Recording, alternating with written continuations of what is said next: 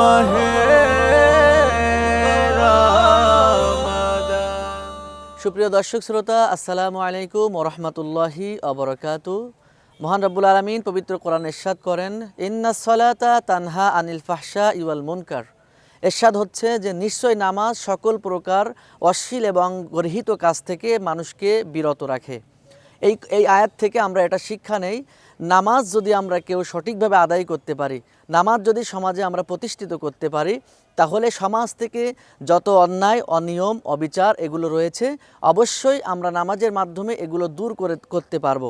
কারণ রব্বুল আলামিন যেহেতু নামাজের ভেতরে সমস্ত অশ্লীল এবং বেহায়াপনা কাজ থেকে মানুষকে বিরত রাখার ঘোষণা দিয়েছেন, সেহেতু আমরা যদি সঠিকভাবে যদি নামাজকে আমরা আদায় করি, তাহলে অবশ্যই এই নামাজ আমাদেরকে সমস্ত অন্যায় থেকে, সমস্ত খারাপ এবং গর্হিত কাজ থেকে অবশ্যই আমাদেরকে বিরত রাখবে। সুতরাং আমরা যারা মুসলিম, আমরা যারা মুমিন, আমাদের উচিত হচ্ছে সর্বাধিক নামাজকে গুরুত্ব দেওয়া এবং সময় মতো, সঠিক সময় মতো আমরা নামাজের জন্য যেন নিজেদেরকে প্রস্তুত করতে পারি।